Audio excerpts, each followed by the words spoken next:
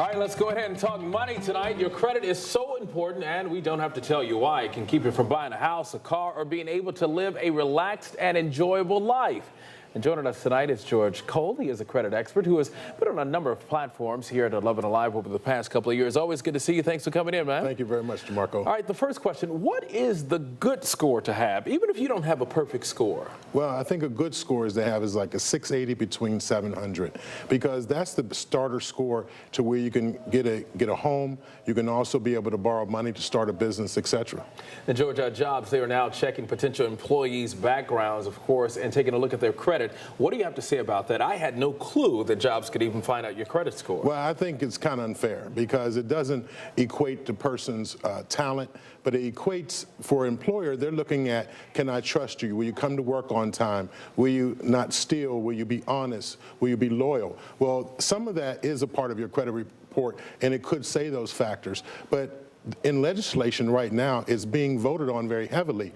Out of 46 bills that they're presenting, 42 bills is about credit, and they say that it should not be used as a part of a determination for someone getting a job. Let's talk about bankruptcy. A lot of people say, okay, I've made all of these mistakes. I'll just file bankruptcy and have my credit clean. Is that a good idea and a good thing to do? And what are the advantages and disadvantages? Well, bankruptcy is not a good thing to do. It is the last effort that you should do to try to bring back your finances.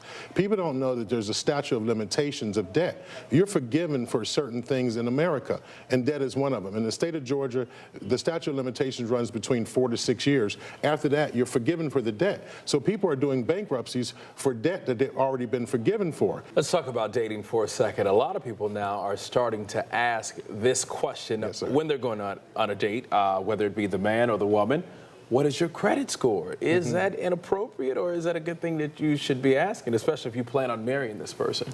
Well, I think to understand what kind of indebtedness someone's in is an important question. If you want to buy a house, you want to start a family, you need to have good credit. And I believe that both parties should be equal within their credit platform. But on a date, before you even get to that step, well, your first, second, third date, you're talking about credit scores? Well, I think that's someone who really wants to get married.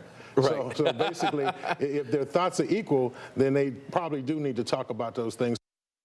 So would you give a guy a second date if you asked your credit score? It really does matter how deep into that relationship you are. You know, I mean, first, second, third date, absolutely not. I am old school, absolutely not. But, you know, like you said, if you're like-minded and you really are making plans for the future, you do need to know what the financial situation is on the other person. Get those scores up. Yeah. All right. All right. Well.